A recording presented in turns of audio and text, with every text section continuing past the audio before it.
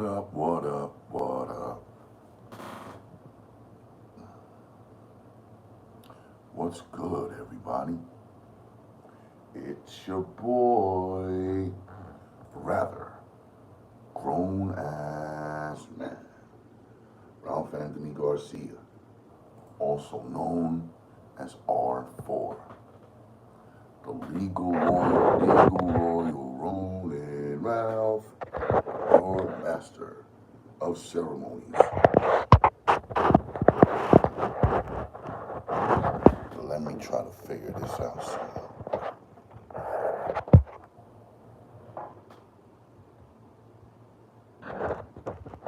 All right, I think we could do that. What's good, everybody? Just wanted to acknowledge my folks that keep this channel alive.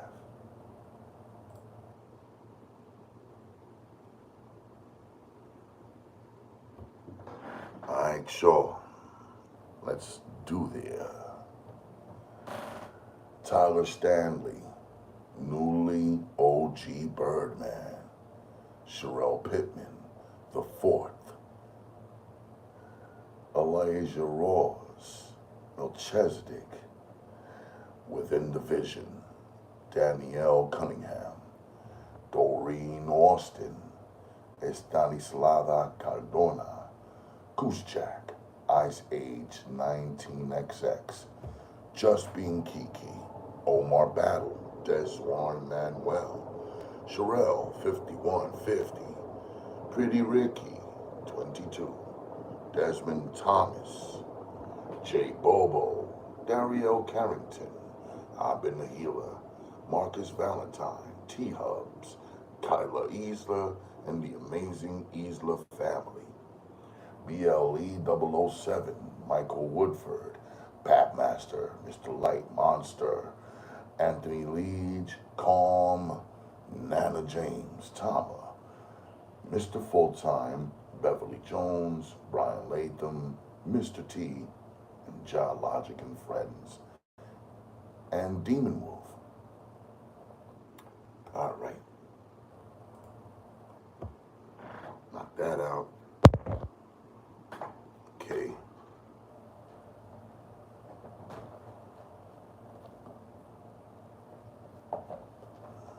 All right.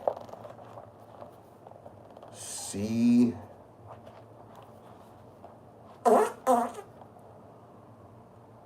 death around the corner.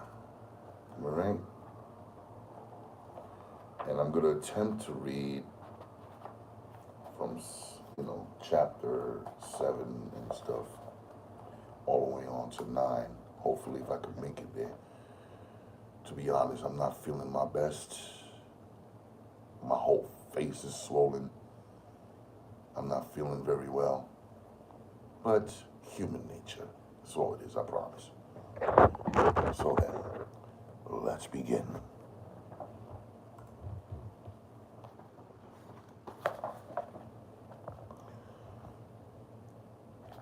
One second.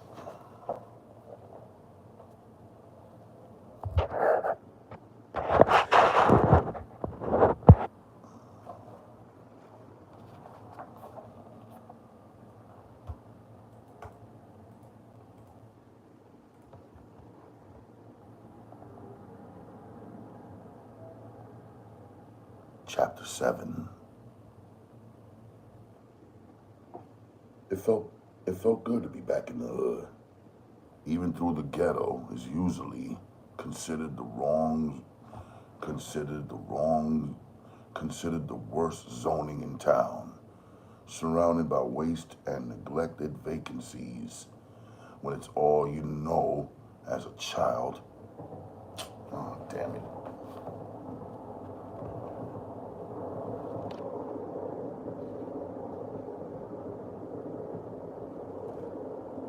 Trains always ruin it.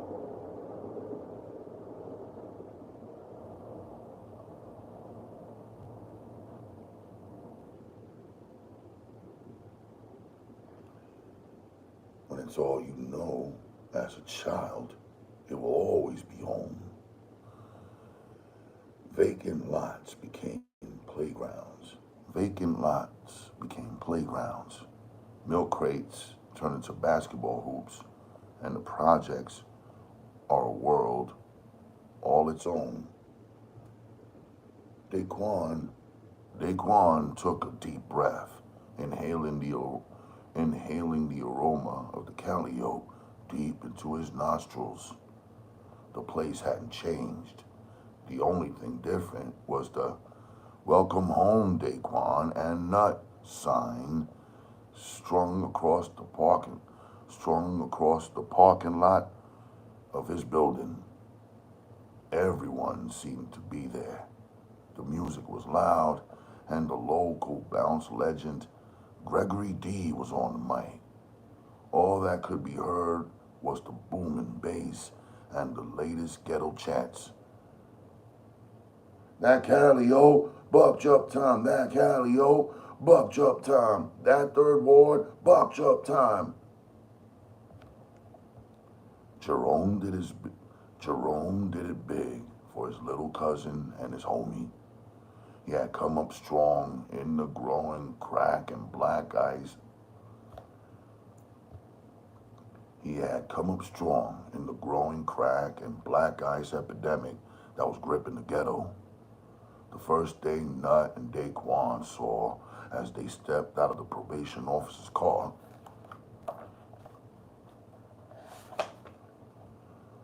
was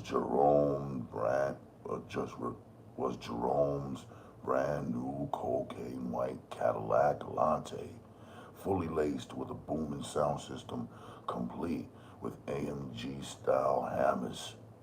The license plate read ROME and was trimmed in gold plate.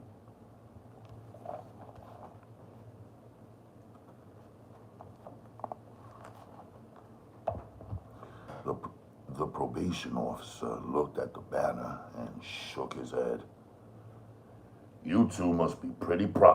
You two must be pretty popular, he remarked sarcastically. What? You ain't know? Nut quipped, bobbing his head to the music. He escorted the two boys to DeQuan's steps, but Grandma Mama and Melissa were sitting on a bench drinking tea when they saw DeQuan. My baby's home. Come give Mama a big hug, she ordered lovingly. DeQuan rushed over and hugged the tears right out of Grandma Mama as she covered him with kisses. Mama missed you so much, she exclaimed, tears of joy rolling down her face. I missed you too, Mama, DeQuan replied. He kissed and hugged Melissa, who commented, Boy, you done got so big. Look at the muscles. Lord, Mama, he gonna drive these young heifers crazy. DeQuan had gotten almost a foot taller, and all those calisthenics had his young, burgeoning frame tight. Still, the comment made him blush a little. The probation officer stepped up with Nut at his side.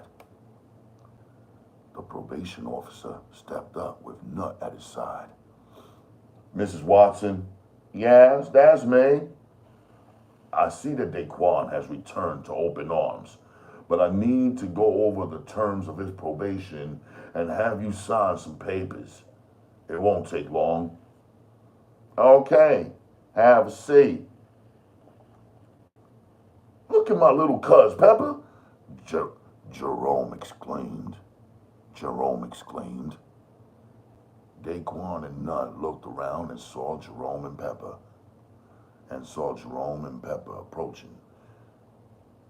So they ran over to them. Jerome and Pepper hugged them both.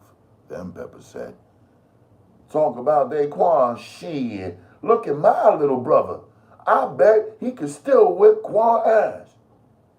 Bet, Jerome joked. Both boys enjoyed the attention, especially coming from Jerome and Pepper. Especially coming from Jerome and Pepper.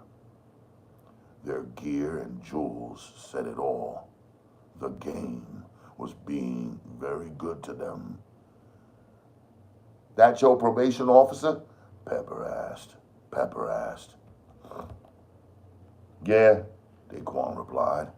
Mine too, Nut chimed in. Jerome nodded. Yeah, Mackie play fair. Glad you ain't get that asshole Delaney. Just then Mackie approached Nut. Mario, I need to see your mother before I can officially let you out of my sight. He looked up at Pepper, taking in his whole presentation. Hello, Novarell. How have you been? Shit, I'm straight. Pepper smiled, stunning his 12 gold teeth with diamond cuts. Yes, I'm sure you are, Mackie replied, then turned to Nut, or Mario. Mackie and Nut walked away, and Pepper went with them as well. Jerome turned to DeQuan and playfully sparred with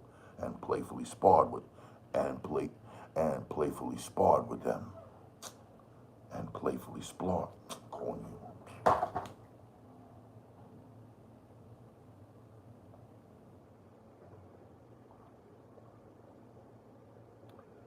One second.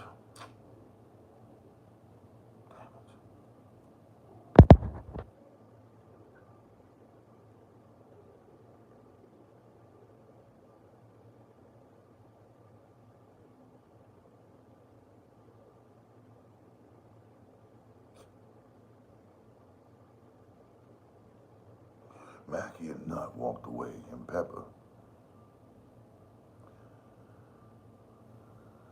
Jerome turned to DeQuan and playfully sparred with him.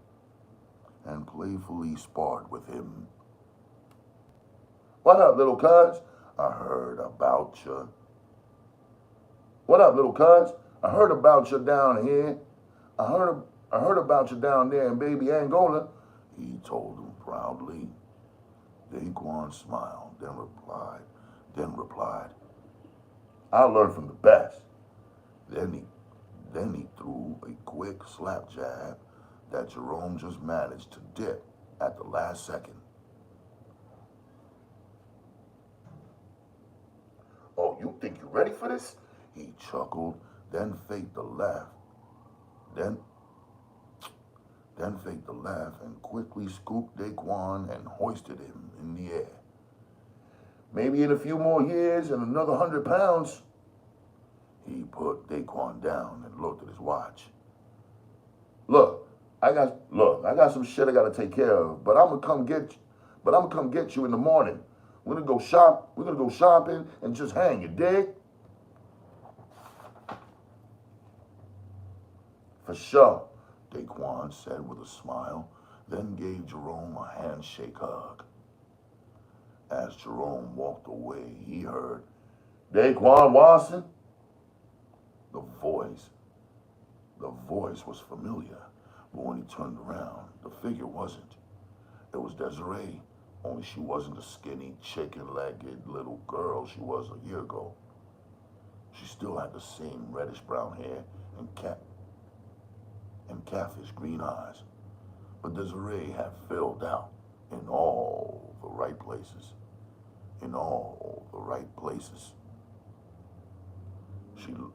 She looked like a grown woman.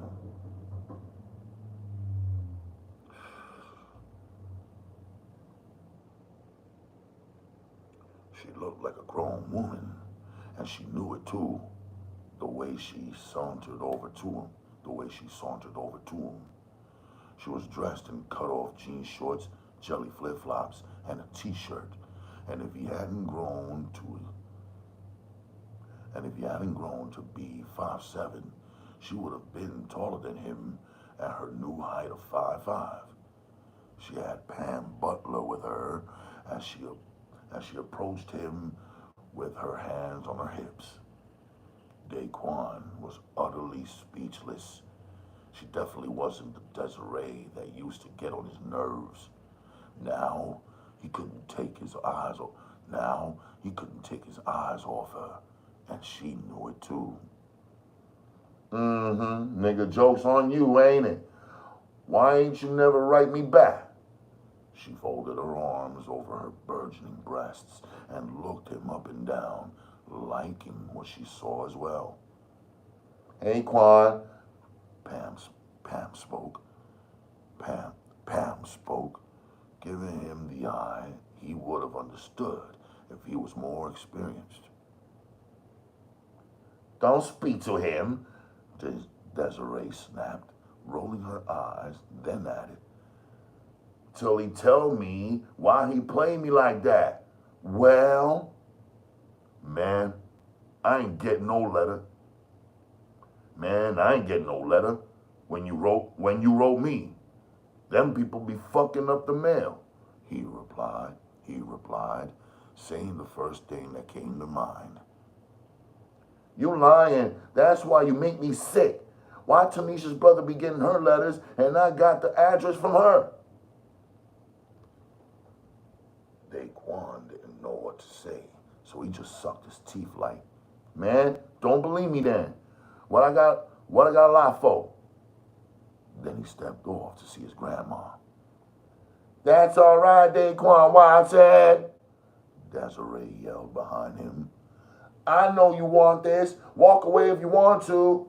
Come on, Pam. Grandma Mama looked up as DeQuan approached. Lord, who is that child putting all her business in the street like that? How old is she?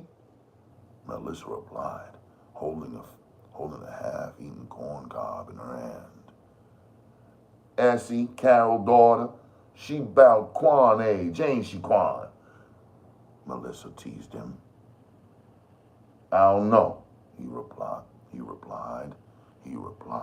in a feigned, aggravated tone, fronting like he wasn't open on the new and improved Desiree.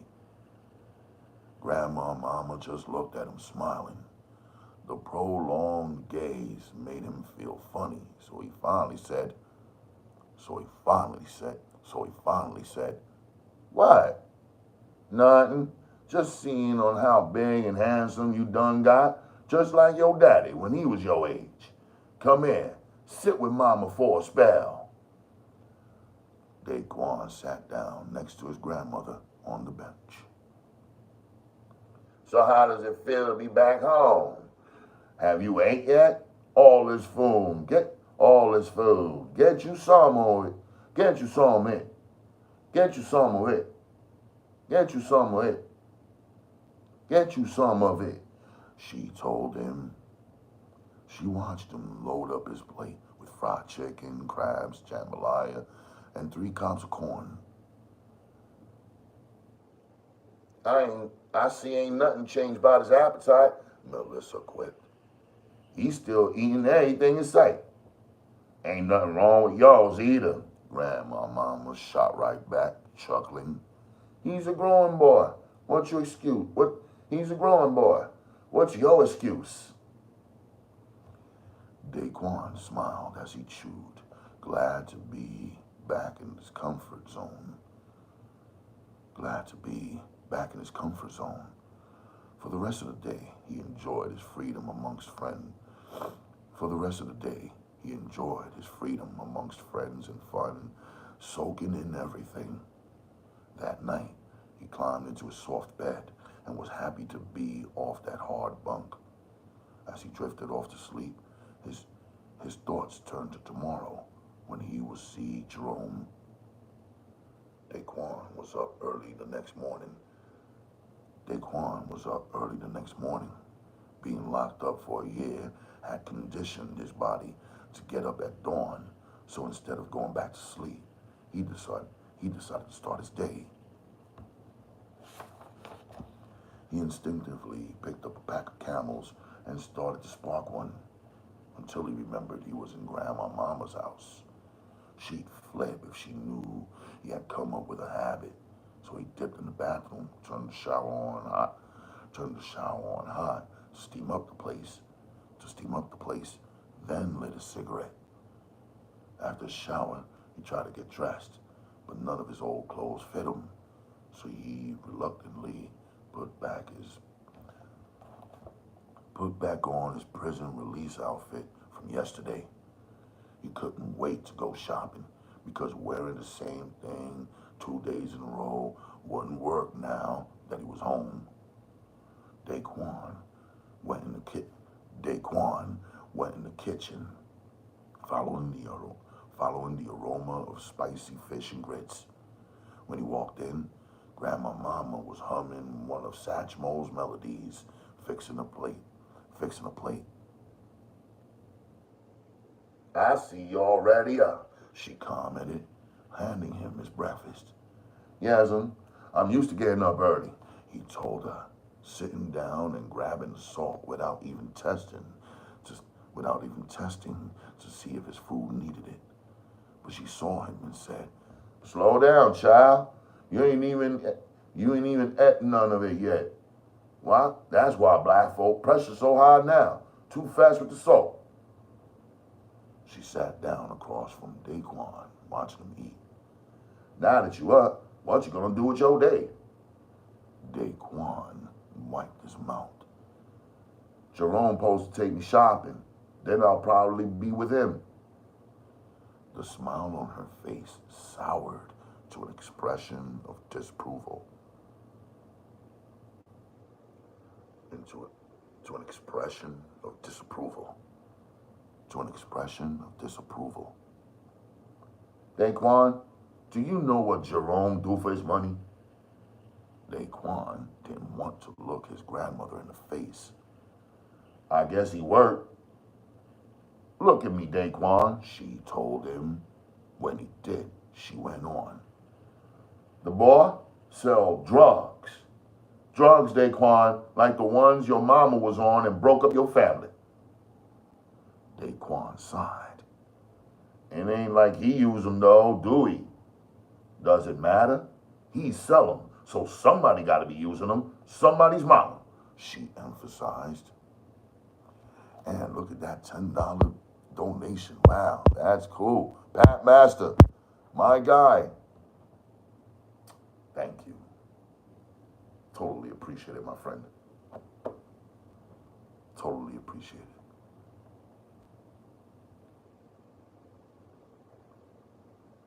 We only going shopping," he mumbled between bites of fish. And Eve only bit the apple. "Listen, DeQuan, you don't need to get in no more trouble, you hear? That probation man said if you get into any more trouble for the next 3 months, they're gonna lock you back up. Is that what you want?" "No, ma'am." "Then mind what I say, boy. I know it's summer, so ain't no school to keep you busy. Why don't you try and cut some grass? Earn your own money," Grandma Mama suggested. "Okay, Grandma Mama," DeQuan replied.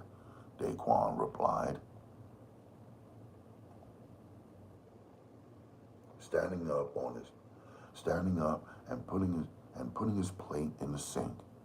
He kissed her on the cheek, then told her, "I'm going to nuts." "Mm-hmm," Grandma Mama responded skeptically, watching him walk through the kitchen door. "DeQuan."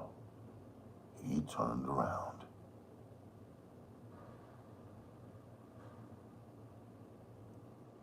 "And ain't gonna be no smoking in this house. You wanna smoke? Do it on the porch. Remember our deal we made before you left?" DeQuan nodded, wondering how she even knew he lit one up in the house. "I love you, but you're old enough to make your own decisions, good or bad." DeQuan walked out and headed straight for Nuts, but Nut was still asleep. So he went over to Jerome's apartment, on the other side of the Calliope. As he walked, he noticed that there had been a lot of changes in the little time he was away. Older, older people he remembered from a year ago seemed different, like the man across the street from Nut that worked all the time and washed his beige Monte Carlo every Saturday.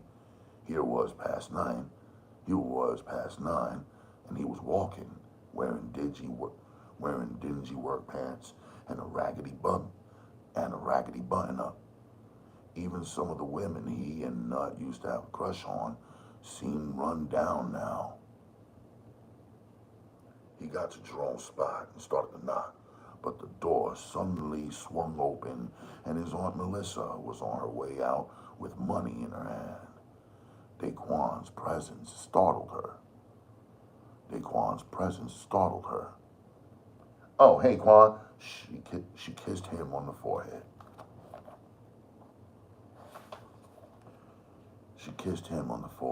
Then turned back to Jerome, who was standing behind her in his boxers, rubbing his eyes.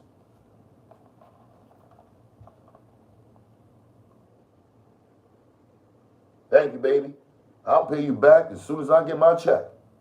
Yeah, Ma, Jerome answered, like he'd heard it before, but had yet to see it. Melissa left, and DeQuan came in, shutting the door behind him. What's happening, little Waldy? What you doing up? You still on that prison time, huh? Jerome joked, scratching his nuts, then added, Damn, I should have got mine to go to the store. I ain't got no cigarettes. DeQuan held out his pack. Don't start. Damn, Cyrus.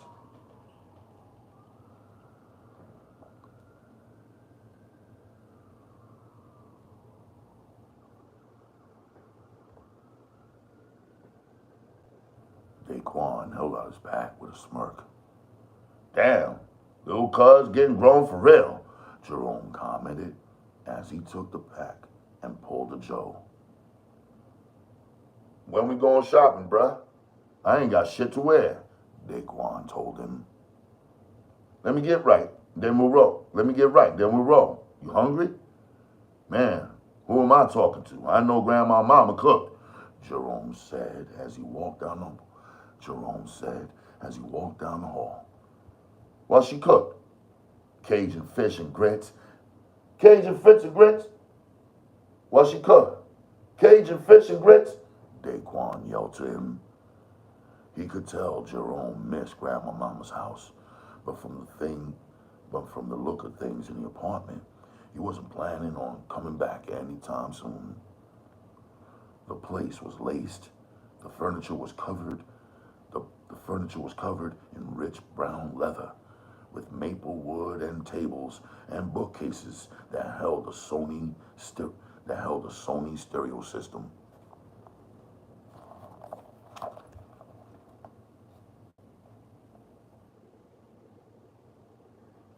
It even had a CD player that DeQuan didn't understand because no one really had CDs.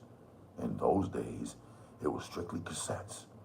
He looked around and spotted the new white Jordans by the couch, laying on their sides like Jerome had kicked them off and discarded them. His Sega system sat surrounded by various video games, its tangled cords running from the big screen TV on the opposite wall. Jerome was living a life that the majority of working people couldn't afford, and most of the people in the Calliope would never imagine. In a society that emphasizes hard work and education, Jerome's success didn't make sense to DeQuan. He remembered Grandma Mama saying, he sells drugs. DeQuan didn't like what drugs did to people. But as to what it did for people, No one could be blamed for wanting nice things. You ready?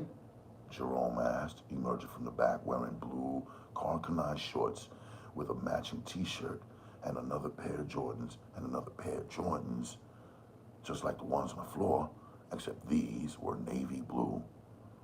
He grabbed his nugget watch off the table and affixed it to his wrist. Yeah, I'm ready. They went out to the back door to the parking lot, also known as the cut, while Jerome's Alante was parked. He chirped the alarm, then climbed in. When he started the car, Mary J. Blige's tape was still in the deck, and Love No Limit popped on. Fuck that. Marry my girl, but I gotta ride to that pop. Fuck that. Marry my girl, but I gotta ride to that pop. But I gotta ride to that pop, Jerome explained. Jerome explained, putting in Tupacalypse Now and rewinding the tape to Soldier Story. They're cutting off welfare. All you wanted to be a soldier, a soldier. Jerome took DeQuan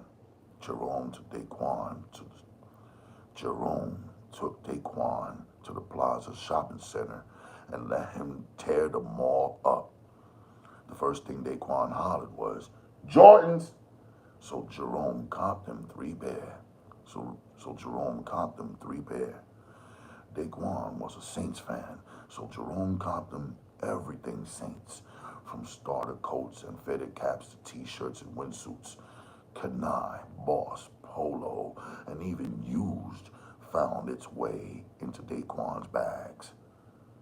Jerome made sure he was heavy.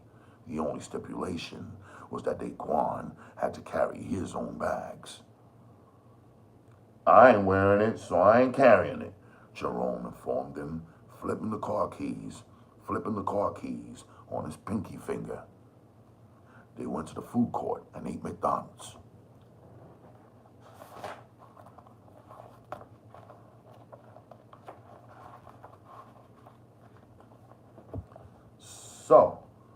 So, Jerome began after they sat down with their order. You home, you geared up and shit, so now what? DeQuan shrugged his shoulders, gobbling fries. What you mean you don't know? You better not be thinking you going back to breaking in people. You better not be thinking you going back to breaking in people's shit. You better not be thinking you're going back to breaking in people's shit, because if you is, I'll break you. DeQuan cut in over the threat. Man, I ain't starting no shit like that. Bet not, Jerome warned anyway, biting into his Big Mac. His beeper went off for the 100th time since he'd been in the mall. He checked it, then put it back on his waist. Gold digging bitch! DeQuan had been trying to tell Jerome what he really planned to do. He wanted to rap. Maybe even go out to Cali with C and see what his brother was really about. You know Corey Miller? He live on Arado Street in Rockablaze Courtway, DeQuan asked. Yeah, why? Jerome answered. We was locked up in Scotland, but he got out before me. He went to stay with his brother in Cali. He got a record store. DeQuan told him, but Jerome just looked at him like, and? DeQuan took a deep breath. DeQuan told him, but Jerome just looked at him like, and? DeQuan took a deep breath. They supposed to be doing this rap thing. Yo, C said I was real good, bruh. I had the best flow in Baby Gola. DeQuan boasted flatly because Jerome didn't look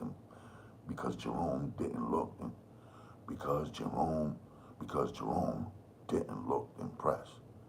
because Jerome didn't look impressed. So what you saying, nigga? You want to rap now? Jerome chuckled.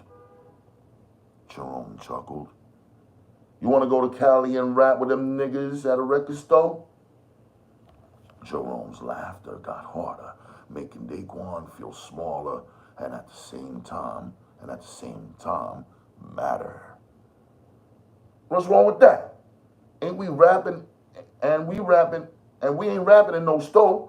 We're about to have our own record label. DeQuan fired back. Seeing Quan was getting mad. Jerome checked his laughter. Look, Quan, I don't know what them niggas doing in Cali, but I know what's going on here. Shit is rough, and motherfuckers doing whatever to get by. And I know you ain't gonna work, and if you don't go to school, it won't be to learn. If I thought you would, then I wouldn't come up. If I thought you would, then I wouldn't come at you like this. But since you ain't, you damn sure ain't gonna end up with the rest of these petty niggas breaking in shit, robbing liquor stores, and in and out of prison. You're gonna be in these streets. You might as well get something out of it. Jerome scolded him. DeQuan dropped his head, dream crushed, but still alive. Jerome leaned his elbows on the table. Big cuz, the man around here, you heard me? I'ma teach you how to be a man. I'ma teach you how to be a man, too. I'ma school you, Wody. DeQuan looked up at Jerome, hearing his grandmother's warning from so long ago. Man, Jerome, DeQuan sighed. I don't want to sell nobody no drugs. For sure. I feel where you coming from, bruh. Maybe you see it as going against the grain, but crack ain't what broke up your family. And even if it was, this shit owe you, Quan. It may not get your family back, but you can make sure you ain't gotta live like that. You wanna rap? Go ahead, rap. But get this paper so you can own your label. Open a store, whatever. It's up to you. You could give me the money, DeQuan accused subtly. Jerome finished his soda as he stood up. Ain't shit free in this world, Quan. I'll bend over backwards to help you get it, but I'd make your game bad if I just gave it to you. Come on, we out.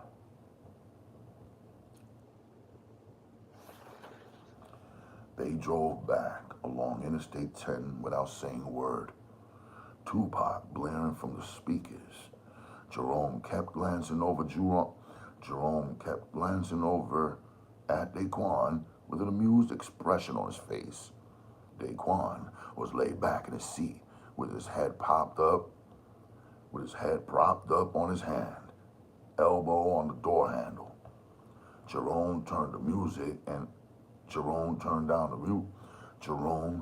down the music and asked, "What's the matter, nigga? You pouting on me now? Acting like a bitch or something?"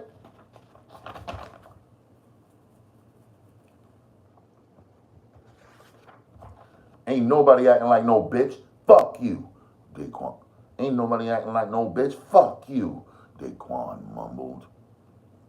Probably just grumpy because you ain't had no pussy since you been home. You need to use my crib. So you can fuck one of them little hookers, Jerome offered. DeQuan sucked his teeth and leaned against the door. Ain't nobody studying no bitches, man. Just take me to the nut house. What you mean you ain't stud? Then it hit Jerome, and he looked at DeQuan wide-eyed. Wody, you still a virgin, ain't you? Jerome bust out laughing, then playfully threw a punch at DeQuan that he slapped away hard. Damn, cuz, I ain't know. Don't worry. Here ain't nothing to be ashamed of. Nigga, what I gotta be shamed for? I don't give a fuck about no pussy. What's so good about that shit anyway? It ain't money. DeQuan naively spat. Yeah, cuz. I mean,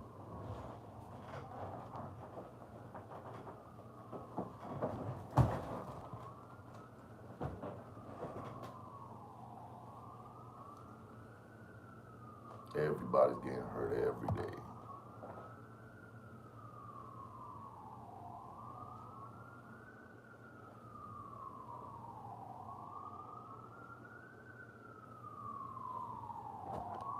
Ugh. Hold on 1 second. I'll turn on the fan real quick.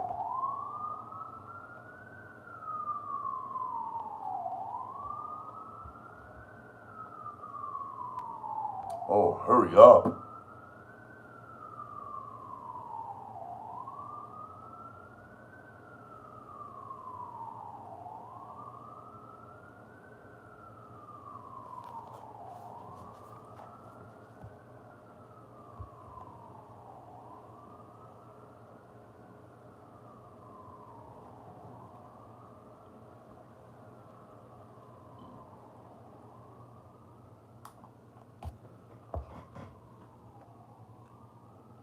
Yeah, cuz, you definitely ain't had none. Jerome, 1 second.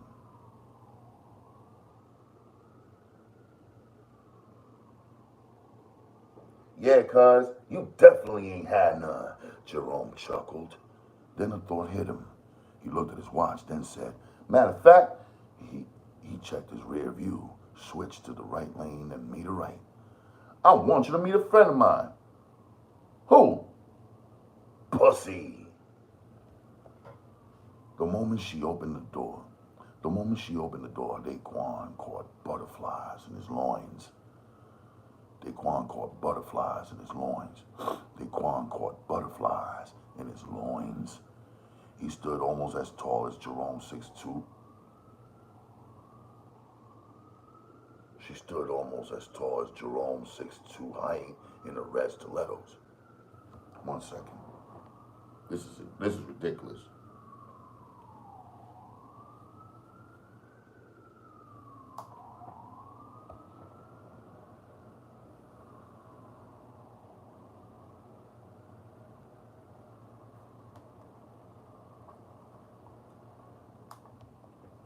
She stood almost as tall. She stood almost as tall as Jerome's 6 foot in her red stilettos. She opened the door wearing an open robe that revealed her pink Victoria's Secret teddy that stopped just above where her panties would have been. Had she been wearing any? She stood in the door provocatively until she noticed that Jerome wasn't alone. She closed the robe and snapped, Jerome, I thought it was just you. Who is this? My little cousin DeQuan. Say hi to Mandy D. Jerome introduced as he and DeQuan entered. All DeQuan could do was nod for staring so hard. He's so cute, Rome. How old are you, DeQuan? She asked. Before he could answer for himself, Jerome said, old enough. Look, I need to holler at you about something. Let me see you in the kitchen. Oh, okay, she complied. Then asked DeQuan, you want something to drink, DeQuan? Nah, we just ate, Jerome told her on his way into the kitchen. Nah, we just ate, Jerome told her on his way into the kitchen. Mandy followed Jerome into the kitchen while DeQuan sat on the couch. Looking around Mandy's condo, it seemed like everybody was living a good life but him. Her living room was color schemed in white and soft brown, set on hardwood floors. Jerome, is you crazy? I ain't doing no shit like that. DeQuan heard Mandy exclaim from the kitchen. Then he heard Jerome's voice, but he couldn't make out the words. This is some fucked up shit, Jerome. I can't This is some fucked up shit, Jerome. I can't believe you come at me like this, was what DeQuan heard a few moments later. But her voice wasn't as defensive as before. He knew whatever it was, it had to do with him. He just hoped it wasn't what he thought it was. Jerome came out smiling and winked at him. Then Mandy came out next, with her arms folded over her breasts and an annoyed expression across her gorgeous face. She just looked at DeQuan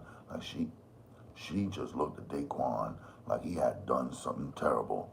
Then she spoke. How old are you, DeQuan? I told you, Jerome started to say, but she cut him off. No, Jerome, let him talk for himself. If he gonna do it, he can damn sure talk, she scolded, then turned back to DeQuan. Well, 13. 13, she mumbled to herself, shaking her head. Well, 13. Jerome said you want some pussy. Well, 13. Jerome said you want some pussy. DeQuan looked at Jerome accusingly. You do, don't you? He quipped. I guess, DeQuan mumbled. You guess, Mandy echoed. No, you say, Mandy, I want some pussy. Go ahead. DeQuan looked at a chuckling Jerome, who urged him with his eyes. DeQuan looked at Mandy standing in front of him.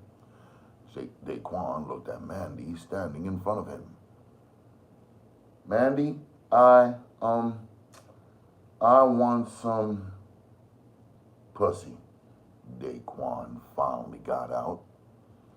She wasted no time grabbing his hand and pulling him from the couch.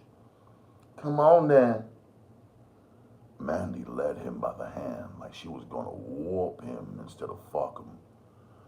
When they got into her bedroom, she sat on her waterbed and put her head in her hands, running her fingers through her hair as the bed rocked her body up and down.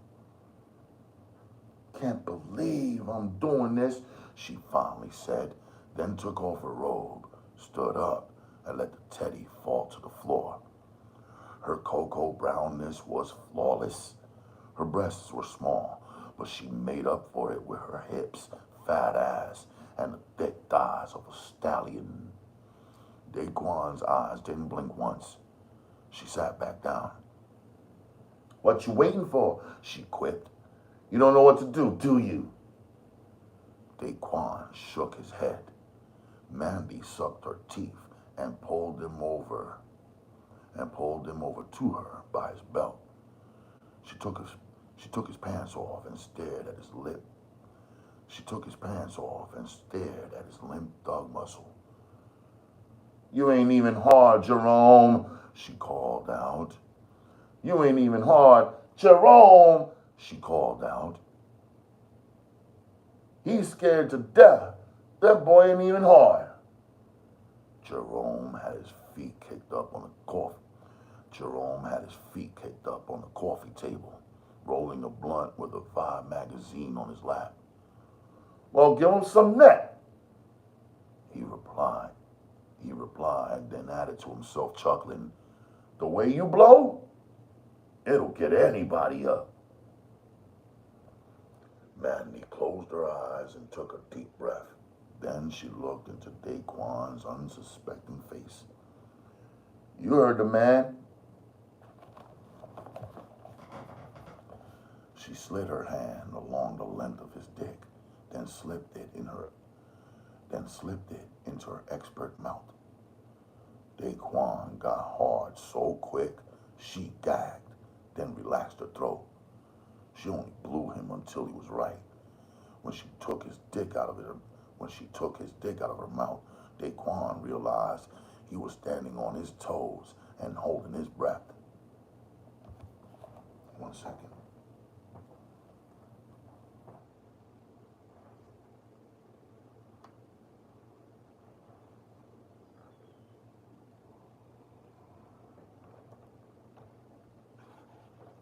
Mandy lay back and propped her legs on the bed, then pulled him down between them.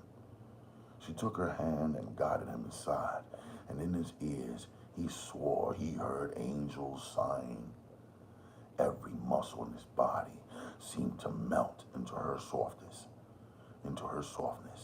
except for his dick, which stayed rock hard. It felt so good, he was frozen. Well, Mandy huffed. Hump, shit, do something. Hump, shit, do something. Hump, shit, do something. The sensual friction he felt sliding in and out was so addictive. Before he knew it, he was humping like a rabbit, enjoying every thrust until he felt that sharp sensation of a building ejaculation. She felt him trembling, so she grabbed his ass and threw the pussy on him. It was more than DeQuan could take. His whole body stiffened as he exploded inside a woman for the first time. Damn, boy, get up, Mandy exclaimed, wiping her face and pushing him off of her. He wanted to tell her he loved her, but he couldn't speak. You drooled on me, she accused, but DeQuan wasn't the least bit embarrassed. He felt too good. Mandy threw on her robe and went up front where Jerome was smoking a blunt. He drooled on me, Jerome. Jerome stood up and handed her the blunt. Take it as a compliment. DeQuan came out, pulling up his pants. You straight, little oldie? Jerome beamed proudly.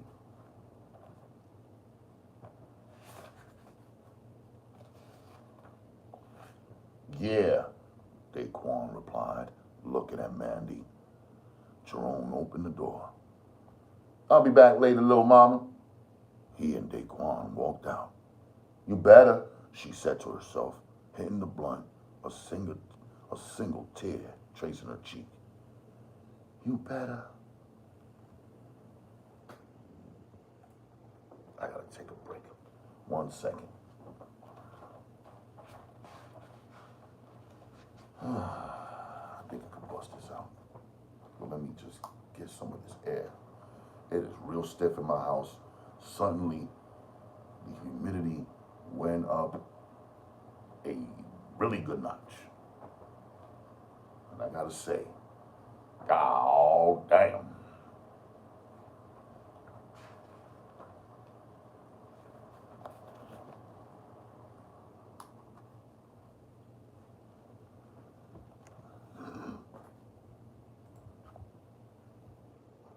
Chapter 8. Jerome had created a monster. It took a few weeks of brokenness and boredom, but when DeQuan finally decided to roll with Jerome, he took to the game quickly. He had convinced himself of Jerome's philosophy that if drugs took his life, then it owed him a life. At least until he got what he wanted out of it. Jerome showed him how to cook up powder cocaine and turn it into crack. He also showed him the more complex process of making black ice, which was to cook powder cocaine, heroin, and PCP together, using baking soda and water as you would to make crack. The heroin converts the heated mixture to black, resulting in a shiny rock that produces a longer lasting, more euphoric high when smoked. So of course, fiends paid much more for it. Once DeQuan got the hang of it, he and Nut were constants on the spot in the Calio everyone called the Cut, a dark, secluded area of the projects where nothing but drug transactions took place. They were in the Cut so much, their friends started calling them the Cut Boys. The Cut Boys got that raw. See them Cut Boys? They holding. Where them Cut Boys, Wody? was all you heard. They were quickly making themselves a factor in the game. DeQuan even had a friend rent out an apartment. DeQuan even had a friend rent out an apartment so they could handle the traffic better and give the addicts a place to get high without bringing too much heat. But the game wasn't all sweet because Nut and DeQuan were so young, the fiends sometimes tried to gorilla them. And some of the older boys in the cut tried to cut their throats for sales. Being Jerome's little cousin and Pepper's little brother carried a lot of weight, but the two young hustlers still had to prove they were their own men as well. When it come to Grandma Mama, DeQuan had to stay on point so she wouldn't catch him slipping. He kept his money over at Jerome's house in his own little safe. And his extra clothes, he kept at Nuts. He would still ask her for some money here and there to keep the facade up, to which she would complain, "All you do is hang out with those no good youngins doing God knows what. You need to get a job, boy." Meanwhile, his name was beginning to ring bells around the project and surrounding areas as a rapper to beat. Whether it was on the block or at the rec center, DeQuan, aka DQ, could be heard holding a rap session with any number of other cats. It got to the point where his friends and listeners had favorites. "Yo, D, do that joint about the chopper." "DQ, rock that Cali Oak joint." "DQ, when you gonna put my name in your raps?" The girls were often flirt with him. When it came to the ladies, he had become a pussy hound, trying to stick anything willing to holler back. Because him and Nut were getting their paper up, not to mention their game tighter, they had their pick of the hood rats around the way. He didn't see Desiree much, and he wondered why, until one day he was going in Rose Tavern and he heard "DQ" with a soft feminine exclamation. He turned around to find Pam Butler sashaying up in a pair of extra tight cutoff shorts and a t-shirt that stopped above her navel. "I heard you. I know you heard me calling you, boy. I said your name 3 times. DeQuan put the money he was counting in his pocket, and Pam's eyes followed it. "My bad, little mama, but I hear you now. What's happening, girl? What's hap, girl?" He smiled, flashing his first two solid gold teeth on his top grill. "You going to the store? You gonna buy me something?" she asked in a fake shy tone. "Yeah, you know I got you," he replied. Then they entered Mr. Dan's corner store. She purposely got in front of him so he could watch her ass as she walked over to the cooler and got a grape soda. I ain't seen you with your girl lately. DeQuan remarked.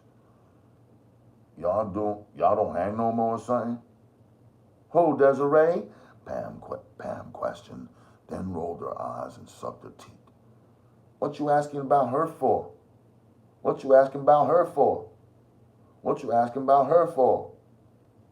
DeQuan shrugged it off while Pam grabbed two blow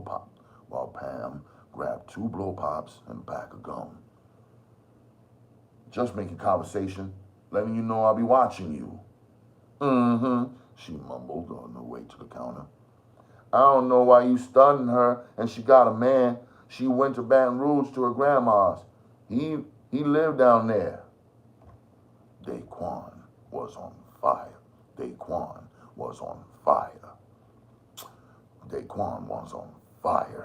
But he kept his cool, and he paid for her stuff and brought a pack of camels for himself. I ain't studying nobody, boo. All I'm saying is, how you know she got a man if she in Baton Rouge. They walked out the door. Then she turned to face him. 'Cause we talk all the time, and she told me. Pam lied. Pam lied. But if that's all you want to know, I'll tell you what's asking about her. Pam turned to walk away. Something told him not to, but the sway of her hips made him say, "Yo, Pam, hold up."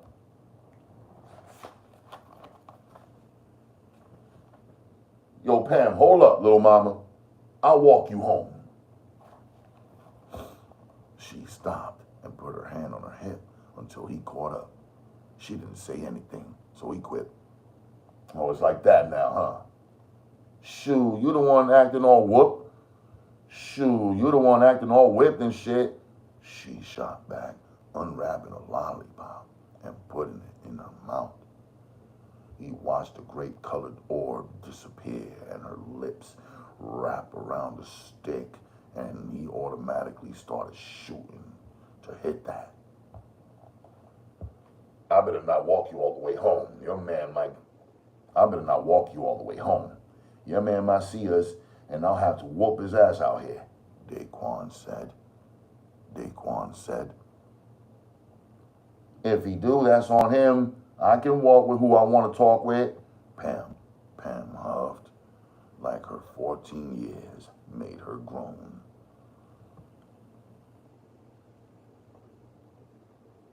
I bet that nigga would get mad if he saw me do this," he teased, then palmed Pam's ass and squeezed it. Pam jumped away and giggled. "Boy, you better stop." "What? You saying I can't do this?" And he grabbed her ass again. This time, she slapped his hand playfully. You better quit, DeQuan, now," she said, smiling the whole time. "Damn, that thing's soft, girl," DeQuan commented as they approached her house.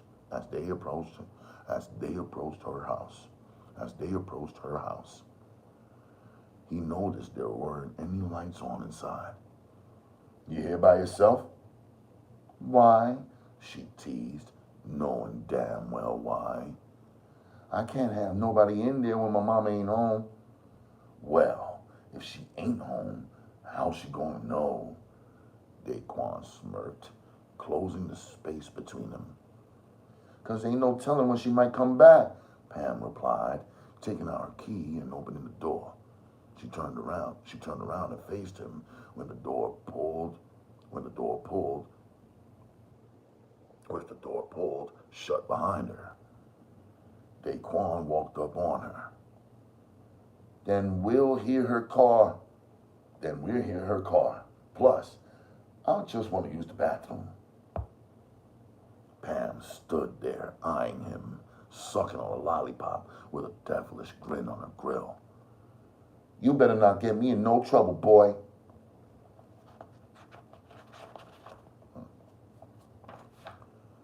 She backed into the house, and he followed her in, closing the door behind him. "The bathroom's down the hall." "It's too dark. You gotta show me." As she walked, DeQuan purposely bumped into her, letting her feel his hardness. He could tell she was getting hot because her voice was more of a whisper. "DQ, what is you doing?" He pulled her body to his and started kissing on the back of her neck. He ran his hand down in her shorts and slid 2 fingers inside of her, making her gasp and grab the wall. It wasn't long before he had her shorts off and his around his ankles. They lay on the worn hallway carpet, and he pushed inside. It was the warmest pussy he'd had so far. He just thought Pam had the bomb shit. DeQuan, you gonna be my boyfriend? Pam moaned, giving him the best her young body could give. Yeah, girl, he lied, caught up on how good her pussy felt.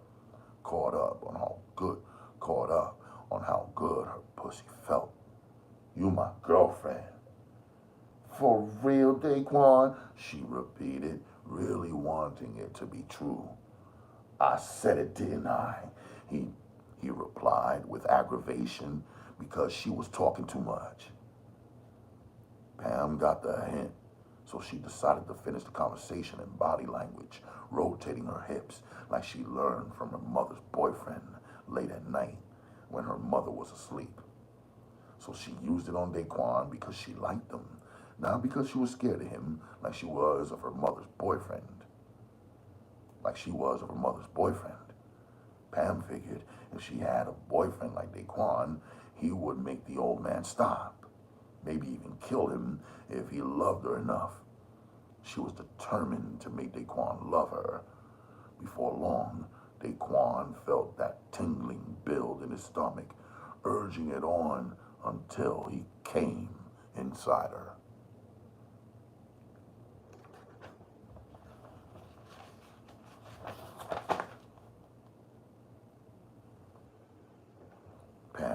Pam kissed him like, I love you, DeQuan. I love you. You my man now, right? Yeah, he huffed, heart rate just beginning to slow. She kissed him again greedily, then told him, you better go before my mama come back. DeQuan got up and pulled up his shorts while Pam sat on the floor, putting hers back on. Then she stuck her hand up for him to help her up. DeQuan obliged, and she led him to the door. Pam kissed him once more. You heard what I said, right? What? That I love you, okay? DeQuan's ego soared, thinking he had put that dick on her. In actuality, she was only hoping love could save her. He grabbed her ass. I'm gonna see you later, all right? Then he walked out the door, feeling like the man. 2 days later, DeQuan was on fire. When he got up to take his usual morning piss, he was half asleep until a stream of piss burst out of the head of his dick and almost bent him over double. It was like he was pissing lava. He had to piss in quick spurts in bearable increments until he drained his bladder.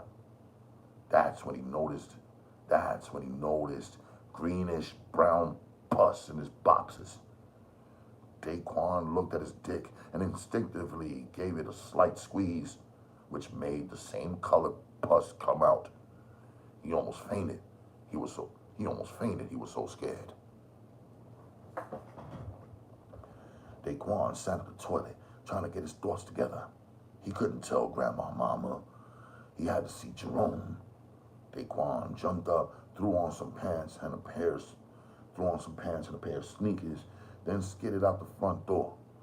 He ran all the way across the project and started banging on Jerome's door like a madman. It didn't take long before Jerome snatched the door open in his boxes with a chrome 9 in his left hand, screw-faced. What's wrong? You all right? He thought some shit had jumped off from the way DeQuan was banging. DeQuan pushed past him and stood in the living room. I'm sick, he exclaimed. All kinds of thoughts went through his head until he decided it could only be one thing. AIDS. Jerome closed the door. AIDS. Jerome closed the door. Sick? Sick how? He probed with concern. Man, I think I got AIDS, dog. I got AIDS. DeQuan was the closest he had been to tears in years. Jerome ran up and grabbed him by the shoulders. AIDS? Nah, D. What the fuck? How you know?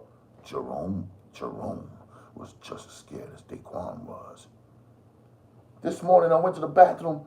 I just had to piss. Then, oh man, that shit started burning like hell. I had to piss a little at a time. Then I saw this green shit coming out the head of my dick.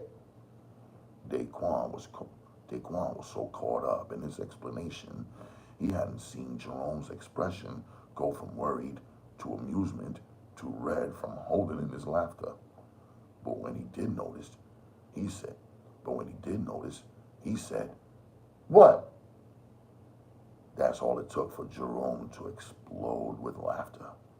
It was more from relief than humor, because he knew DeQuan and Nut were always trying to fuck something, and he didn't know if they were protecting themselves or not. But now that he knew it was only gonorrhea, he fell out on the couch in humorous tears. What the fuck are you laughing at? DeQuan barked. This shit ain't fucking funny. No, it ain't. Jerome managed to get out between laughs. And it ain't AIDS either. And it ain't AIDS neither.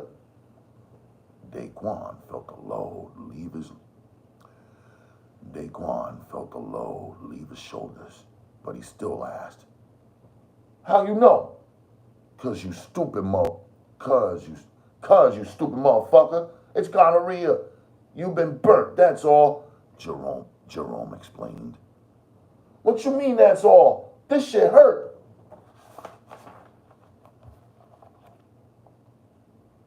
Believe me, I know.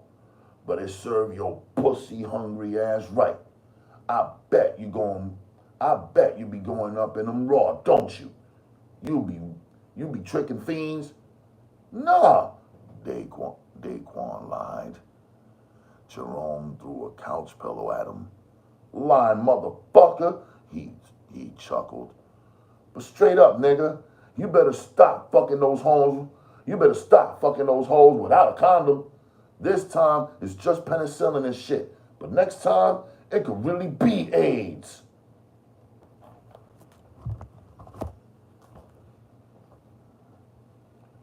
DeQuan let his words sink in, then asked, Where I get the shot at?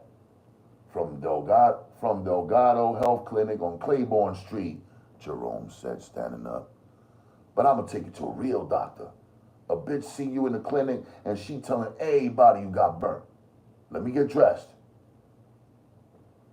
As Jerome walked in the back, he yelled, And don't sit down.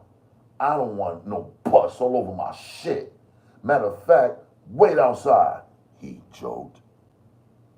Fuck you, DeQuan retorted, but he had to laugh too. DeQuan couldn't wait till he saw Pam again. After the humiliation of the doctor's visit, the uncomfortable jab of the long metal Q-tip that they ran inside his pee hole, and the needle and pills, he was seriously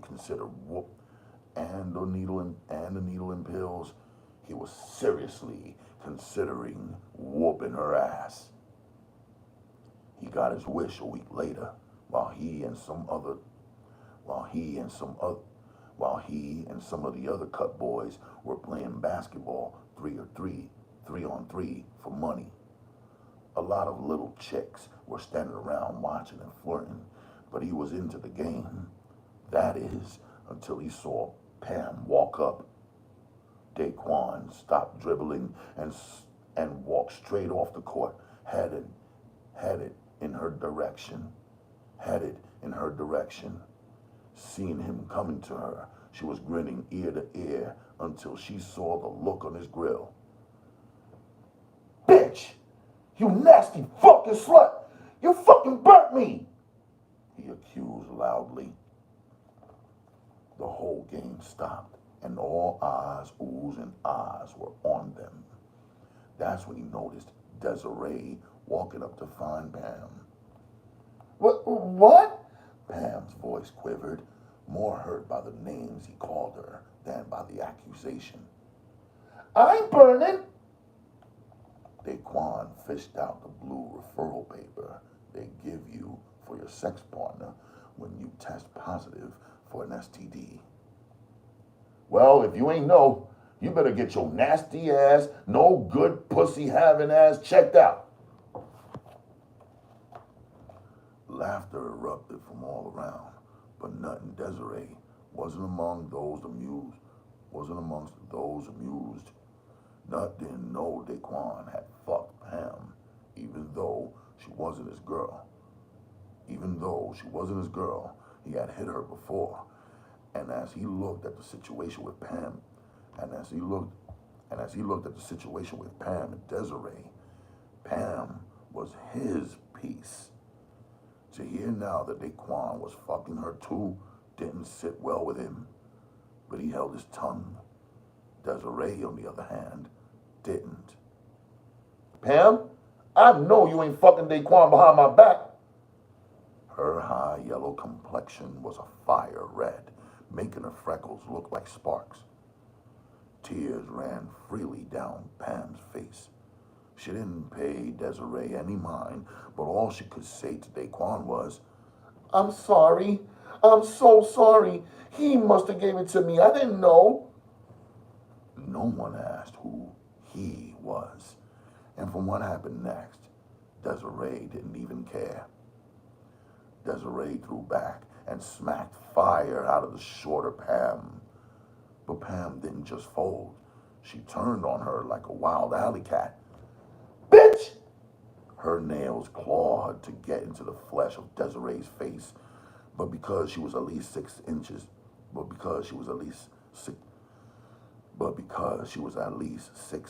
taller, Desiree just leaned out of the way, continuing to land blows to Pam's face and upper body.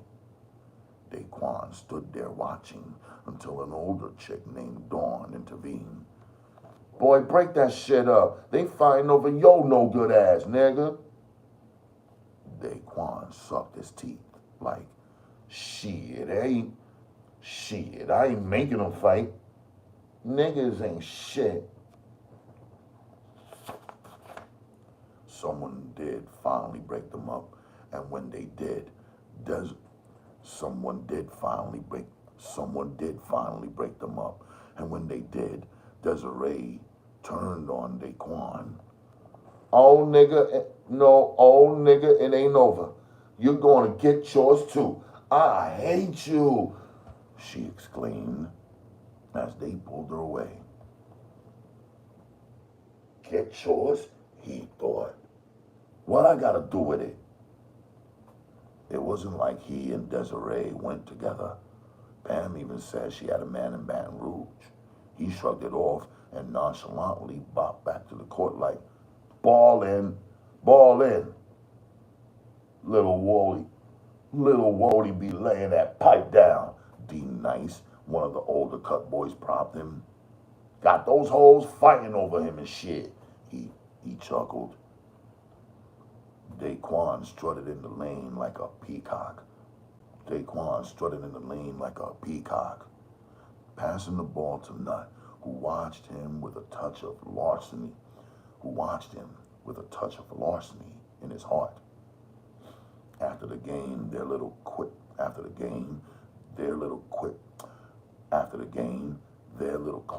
went to get drunk and blazed. DeQuan had vowed to himself to never touch drugs, but he did drink 40s. So as they kicked it, bragging about their game highlights, DeQuan knocked one off and was into his second when D-Nice commented, Nah, I'ma tell you who put the game down. DQ. Everybody laughed, except for Nut. He get game MVP. He get game MVP. DeQuan blew out a stream of cigarette smoke, then stood up wobbling. Nah, Waldy, the bitch tried to play me. popping all that I love you shit while I was beating that pussy up. And come to find out, that hoe on fire. And come to find out, that hoe on fire. Laughter erupted. Shit, I would have beat that bitch ass. Ask them four bitches that burnt me. Ask them for bitches that burnt me. Slim. Shit, I would have beat that bitch ass. Ask them four bitches that burnt me. Slim exclaimed, hitting the blunt. DeQuan slurred as he turned the 40 up and guzzled it. When he took it down, he began nodding. If a nigga ain't shit, then a bitch is a fool. I'm a hustler in the cut, man. I'm nice with that tool. They want flowers and candy, and for D to be mushy, but I'm a dog in the streets. Girl, just give me some pussy.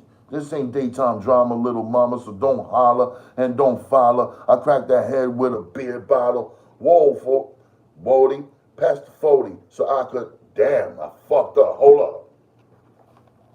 DeQuan chuckled as he lost his freestyle, fully feeling his buzz. Check this one, check. He started to rhyme again, but Nut cut him off. Fuck all that, Quan. You ain't have to play shorty like that in front of everybody. DeQuan looked at Nut. Play her? Nigga, she burnt me. She better be glad I ain't beat her motherfucking ass like Slim said, he retorted, passing the 40 to D Nice. Nah, you played yourself screaming on her and shit. That shit wasn't cool, nigga, Nut told him, hitting the roach. DeQuan looked at Slim. You hear this motherfucker, Slim? Like it's a cool way to tell a bitch she burnt you dig? Slim laughed lightly as DeQuan finished the 40, then added, no, this nigga ain't flipping on me over no hoe. If I am, then I'm just like your goddamn daddy, Nut hissed, not meaning to go there, but mad enough not to care. DeQuan didn't waste a second.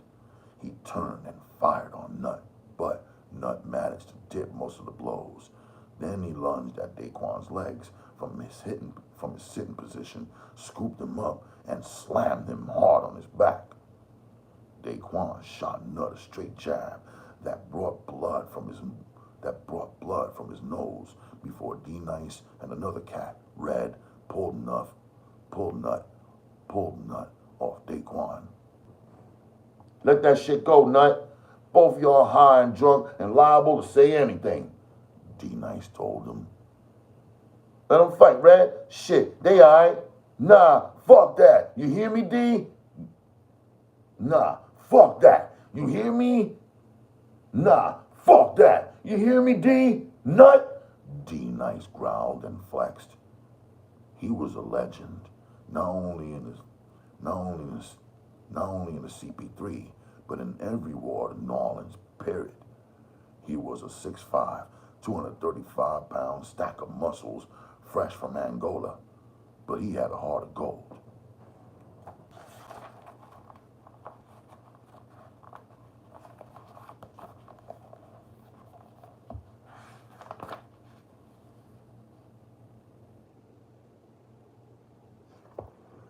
Nut and DeQuan looked up to him, so there was no bucking. His word was law. His word was law. Yeah, Wody, I hear you, DeQuan replied. I'm straight, Nut assured him. D Nice let him up and said, now go home.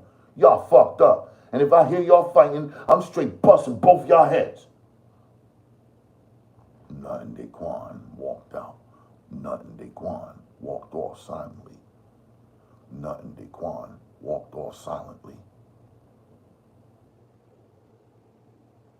The night air and his anger had sobered DeQuan up.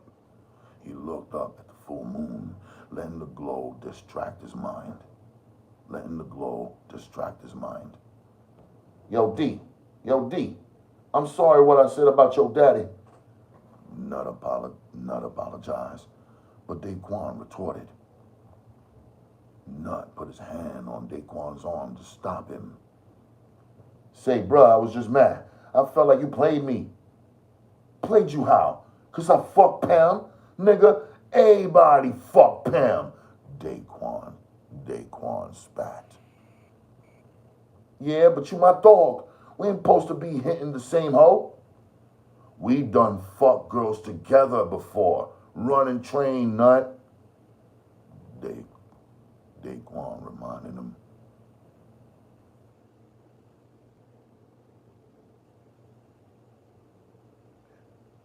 You know what I mean, D? That's different. Yeah, DeQuan chuckled. DeQuan chuckled. You was liking Pam. That's all. Nut smiled. Man, fuck that shit. They started walking again. Tension lifted. But I am sorry about what I said. For real, though. I respect what your daddy did. I don't, DeQuan mumbled. What you say? Nut asked, not knowing if he heard him correctly. DeQuan stopped. I said I don't. That shit was dumb, bruh. He ain't no soldier, and I don't respect him. You think my mama give a fuck about that shit? You think she gonna go see him or write him? Fuck no. For all he know, she's still getting high, fucking whoever she wanna fuck, while he locked up for fucking ever. Fuck that nigga. I ain't got no daddy. DeQuan huffed. It had been building in him, and look, it had been building in him for a long time, but it took someone to bring it out. Nut didn't know what to say. Damn, D, I ain't know you felt like that. Now you do. So don't ever come at me about no bitch, alright? Don't never let Nan female come between us. Feel me? Yeah, D. Never. Then they dapped each other to seal the deal.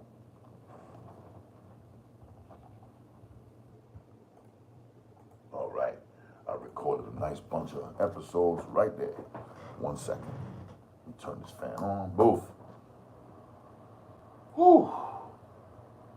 Sheesh. Let's see.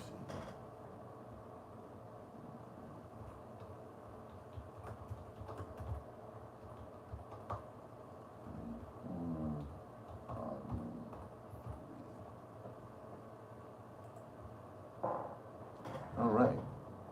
That's done.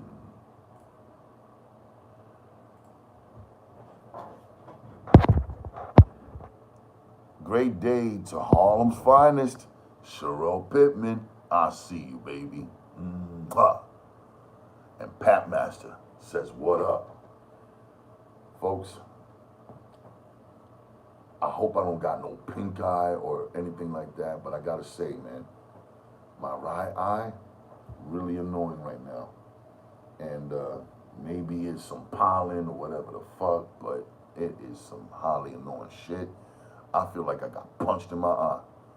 But that's all right. That's all right. I'm chilling out. What I'm gonna do, smoke this L, and then share with y'all a couple stories in a second. Oh, by the way, what you think of this hat, y'all? Huh? Go to universallowlives.com. That's Lifes. Lifes. Universallowlives.com. Go there today and tell them RG sent you. You heard? Yeah, I'm RG Low, you know. So tell my boys over there, R4, they know me as that too, that Ronin guy with the Ronin channel and all of that there. Just tell them and get you a hat, man. Get you a hat. And as you can see, boom, boom, boom, Low Live, baby. Low Live. You know, tune in to Super Trife Low Life also. All right? They be wildin' over there. They be wildin'. Two else of my peoples over there. All right? All right, y'all. Yeah, man, I'm wrapping this up here. I'm wrapping this up, but I'm not going nowhere yet. What I'm going to do is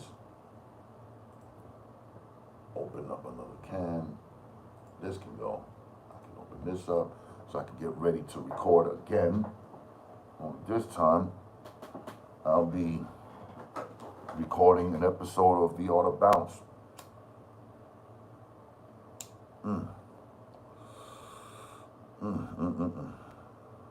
Yeah, man. Summer is summering, y'all. Summer is summering.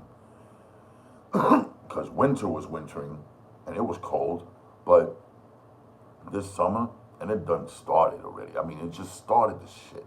This motherfucker is hot. Okay? I just saw a post on social media when it said 32 degrees is officially better than 102 degrees. I can't disagree, y'all. For real. Alright, you know what? Let me just talk shit. Alright, y'all.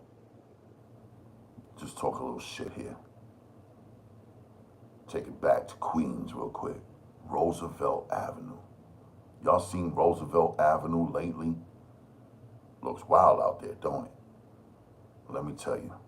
Let me be the first to implore to you that, yeah, it's wild out there. But it's always been wild. It didn't just get wild. We're talking Roosevelt Avenue in Queens under the 7 train. Now, I got off that 7 train on, I think it was 103rd or something. And on Roosevelt Avenue, right at the turn of the corner, there's this tiny little spot. Tahiti Treat. I mean, whatever. A tiny little hole in the corner strip club, right? Right around the corner on 103rd. And, I go in there, right?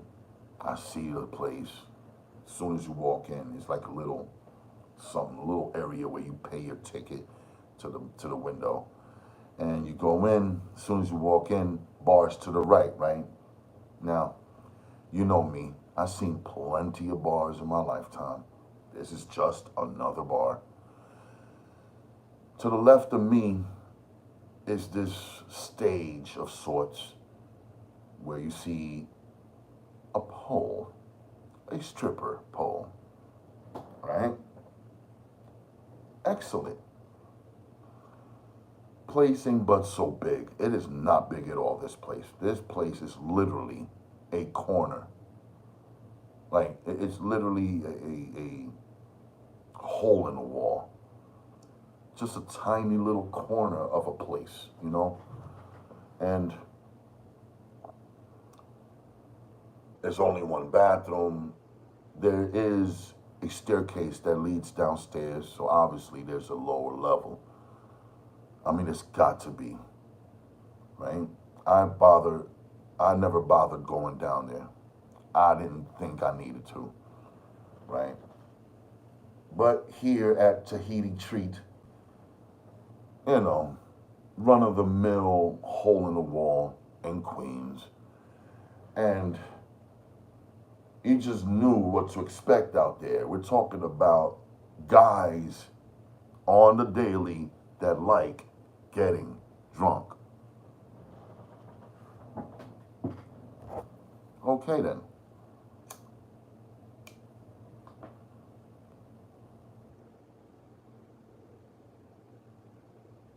So I started to work, right? There are 2 of us. As a matter of fact, one stays at the front, one stays in the back. Me and my guy used to trade positions, would trade posts every 90 minutes or so. I played the door, he played the back. Resident stripper, cute little thing. And she had a girl with her that resembled one of them stallion girls, real fine. Like, she was this big body thing, right? And here they come in with their big old bags, Those that know, they know. They look like they were traveling. They had these big old bags. They coming from, looking like they came from LaGuardia or some shit. But it was a big old bag filled with their stuff or whatever the hell it is they need to use for their stage acts. And here I see them going down the stairs. So I'm like, that's where the little, that's where their little dressing room is. It's gotta be. Because as soon as they walked in, they were fast forwarding all the way down those steps. Like they knew where they were going.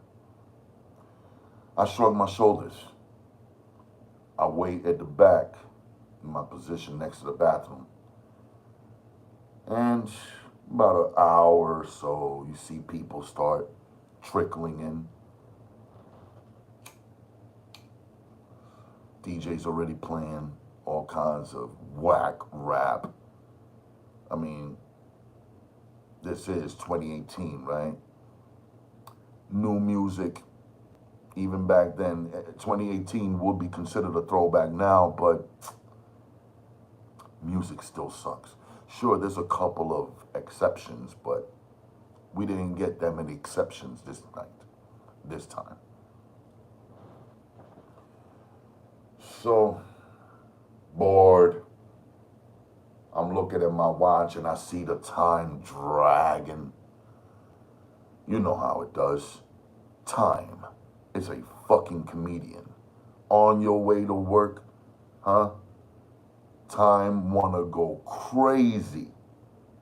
But as soon as you punch the clock inside your job, that's when time decides to slow down. I'm looking at my watch. I started my shift at 10. It is only 11 o'clock.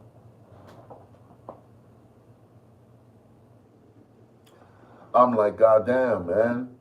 Is today gonna be dragging just like this? Of course it did. With the music going crazy.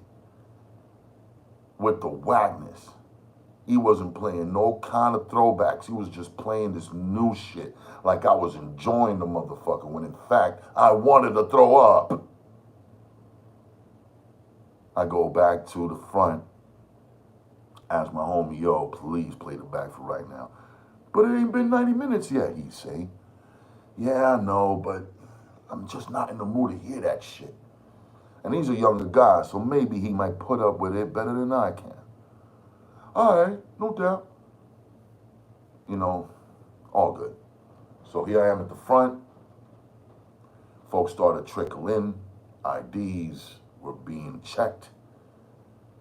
And I noticed one of the people inside were like, yo, we got to search everybody. I'm like, well, you didn't exactly relay that to me in the beginning of the night. No problem. I'm going to search everybody like I'm a CO. I got no problems doing that. Besides, if I'm at a place, I think I'm going to want somebody to search. That's just the way it is.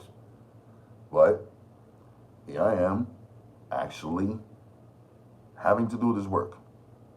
Good, I got no problem searching, okay? So I did a little bit of searching and half hour later, I go get my guy, but then I see him kind of enjoying himself to this fucking music. I let him be. I rocked another hour out there, taking IDs, and then I'm seeing folks coming in, and I can tell, they drunk and shit, and I'm like, you can't come in and shit. Poppy, please, I come here all the time. Nah. Okay. Had to deal with that for a good hour and so. And then when my time was up, I went and got the homie to come back to the front. And lo and behold, while I'm back there, I'm looking at my clock, and it finally reached 1. But I'm seeing that my partner let in the dude that I wasn't trying to let in before because he was too drunk to come in. Heated, I see the guy. I look at the guy at the front like, right? And I'm pointing at him, shrugging my shoulders at it, like, why'd you just let this drunk asshole in? And my partner simply shrugs his shoulders. So I'm like, great. I'm in the back, and I see the guy, and the guy notices me. He notices me and smirks at me. Like, okay, motherfucker, you got it. You got that. Okay, motherfucker. So the girl, one of the girls, you know, they've been on stage for a while. The place is packing up a little bit. They ain't getting too full, you know. And the place ain't but so big, so it's going to seem crowded where there's a little bit of people. But it was enough for me to see that I see homie drooling over the stallion, right? He's throwing money at her. She's she's kicking the money next to her, doing her little dancing, getting provocative with it. Then suddenly, homie jumps on stage with her, dancing with her. My partner saw this, but I saw it too. So he left his spot, I left mine, and we easily removed homie off of there, right? I says to the guy, you're not gonna get another chance after this. Fuck up one more time and you're gonna be asked to leave. I wanted him to leave then, but I just wanted to calm down tensions. Yet the stallion is over there looking disappointed or whatever. I go back to my spot. My partner go back to his spot. This fucking asshole goes back in his pocket and throws more ones at the stallion, right? Stallion was not even amused. All she did was scoop up all her money, threw it in her little bag, and just marched off the stage. The little homie that came in with her, she took over, perplexed, wondering why Stallion was getting off the stage so early. But she was annoyed, rightfully. I'm seeing this go down, and I'm seeing dude acting like a fucking asshole fool, and I'm looking at the bartenders like doing the cutthroat sign to them and pointing at the guy who was just having the dandiest old time. You know how people are so petty that they have to do shit, like they have to overdo shit purposely? Well, that's what this scumbag was fucking doing, right? So now, little Rosie, that's what I'll call it. Little Rosie gets on the stage and shit. You know, she's getting ones thrown at her. She's very cute, very nice, you know, body with her. You see these guys just throwing money at her. Obviously, she's the star or whatever the case may be. And here comes asshole jumping on the stage again. This time, I didn't wait for my partner to get him. I ran up on the stage on top of the guy, dragged his ass off the stage. He's bumping his head. He's falling on his face. I didn't give a fuck. I'm telling everybody to fucking move, right? While I drag his ass to the outside. My partner moves out of my way. I'm dragging this son of a bitch while he's on the floor, dragging him. I'm dragging him by his knee, by his foot, dragging him outside. Once I got him outside, I then told my partner to close the door. Once I walked back in, he did just that. After I walked in, he closed the door behind me. 2 o'clock. Okay, the night was good. From 2 o'clock to 4 o'clock, nothing much happened. But 4 o'clock came, and that was it. Everybody had to go, right? 4 o'clock, I made the announcement. Folks, it's now 4 o'clock. We are now closing the building. Everyone must leave the building right now. Sorry, folks. Good night, right? It took a little while. I don't know why people insist on waiting a long goddamn time to pay me my little punk ass money. $120 was inserted into my palm, and as well as my partner's palm. Good night, everybody. Okay? So then, we go, and we go outside, right? My partner happened to live around there, so as soon as we stepped outside, he went left, I went right. He went to some avenue away, and I'm walking towards Roosevelt Avenue, the main thoroughfare over there, right? I see a nice Mexican truck. I order myself a quesadilla. When lo and behold, when I turn around and saw the motherfucker I kicked out of the club. I looked at the guy. The guy looks at me, shit face as fuck, then fixes his eyes to realize who the fuck I was. So he looks at me, I look at him. They're taking 2 years on my quesadilla. So I'm looking at the guy, he's looking at me, he's sizing me up. So I size him up. And there we were, circling around each other. He throws a punch, I duck it. I throw a punch, and I punched him in his face. And I punched him in his face. He throws another punch, I duck that one. This time, I use my left hand to punch him in his face, and I knocked out a tooth. I did not mean to do that.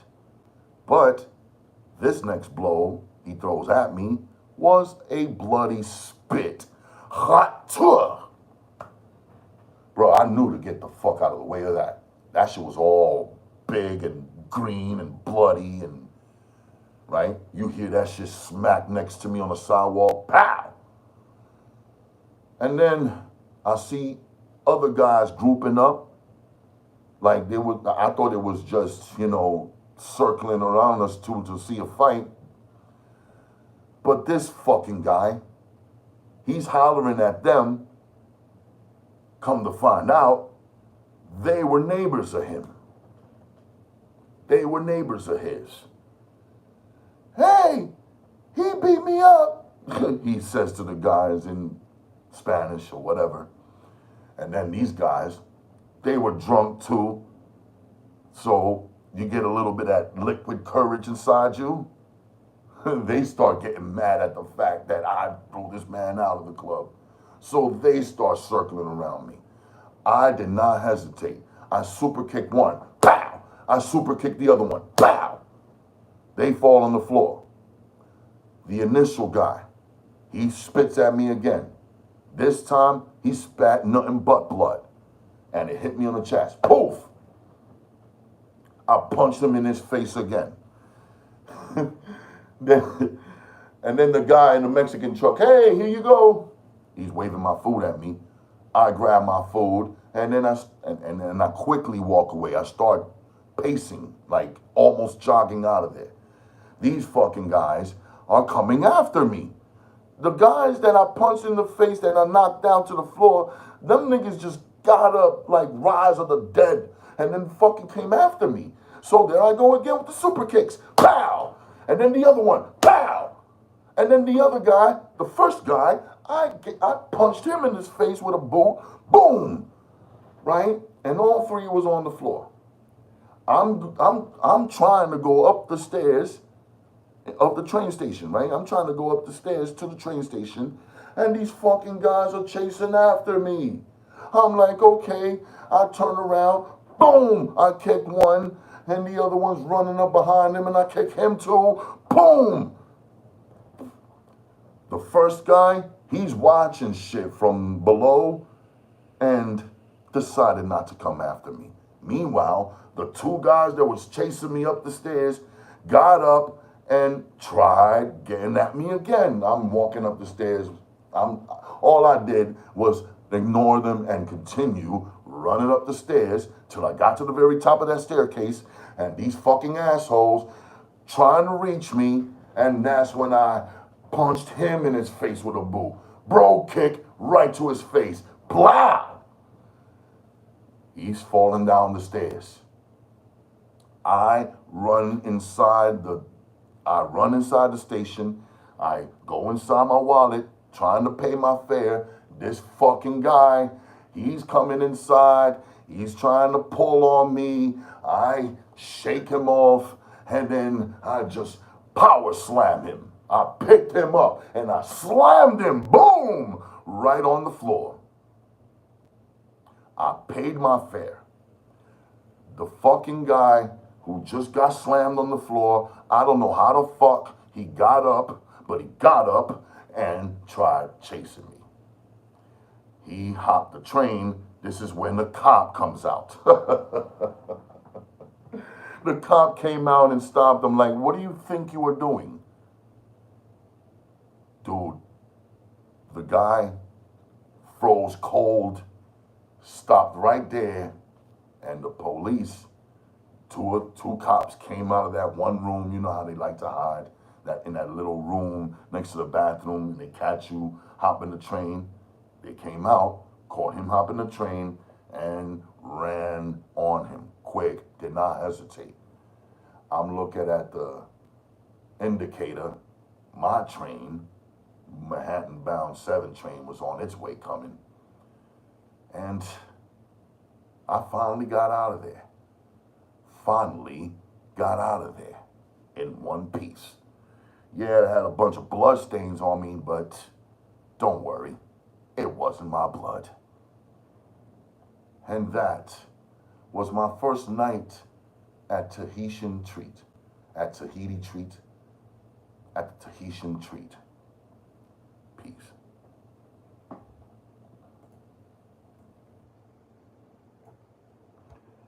Okay. Treat. Okay. Done. Whew. Yeah. It feels good to know you're done, right? Now, folks, please tune in to tomorrow's episode of The Art of Bounce. There's one coming. There's one coming every Sunday at around noon, you know. Dedicated to my fellow bouncers. This show is all about you. It's all about me. You know, it's about me. For the most part, it's about me. But what I try to do on this show is try to relay information that you guys need to stay abreast and stay prepared at all times, because you don't want to get caught out there. You don't want to get caught out there without a license. You don't want to get caught out there getting arrested. Don't get arrested. Don't be a licensed security guard and get arrested. Okay?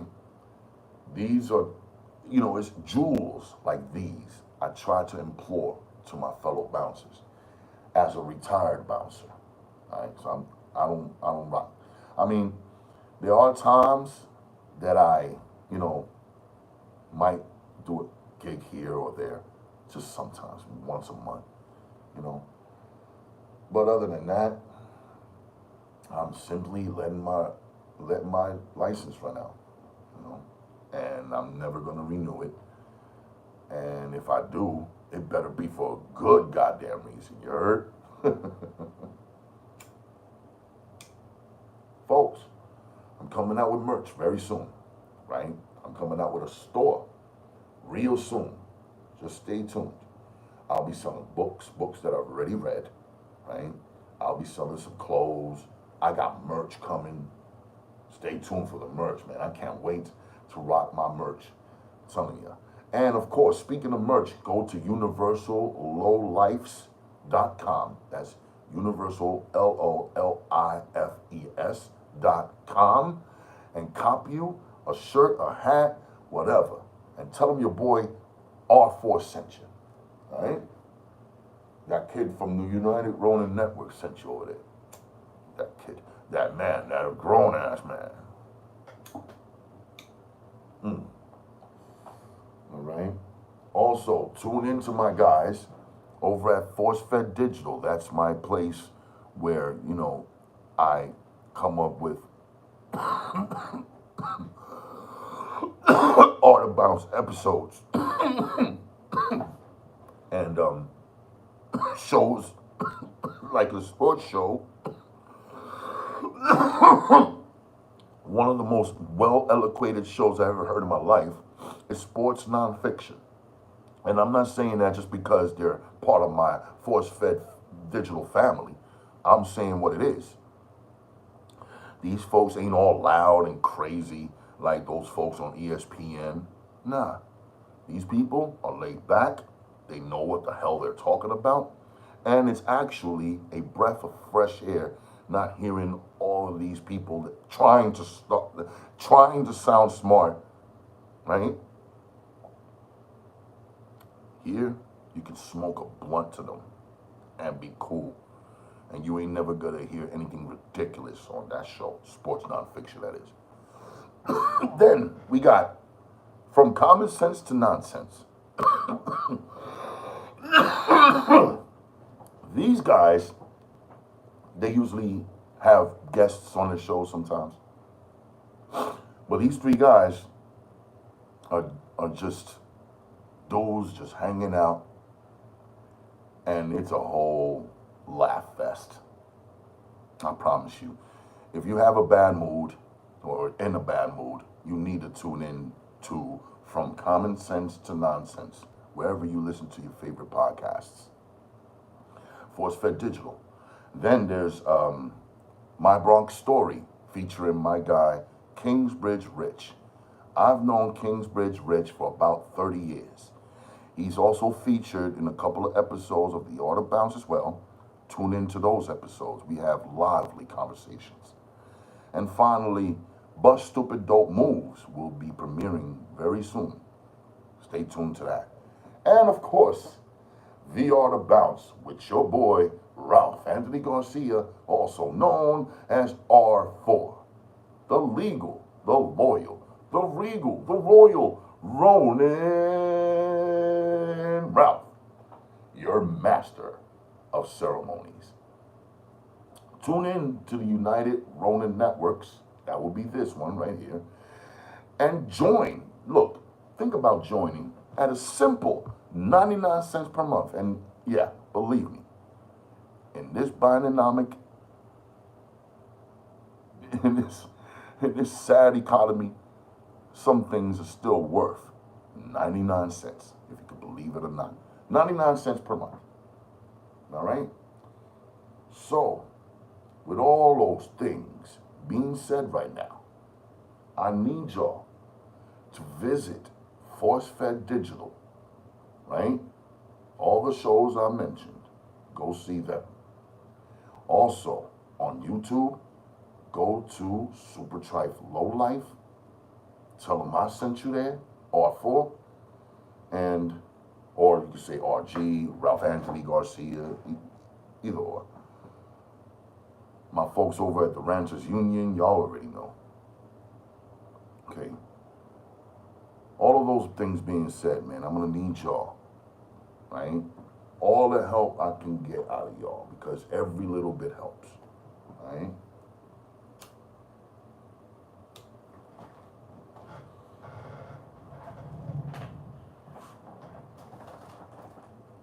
Oh, damn it. You know what? No clapper today. I'll clap the book. All right, fellow sexy people, stay sexy. It becomes you.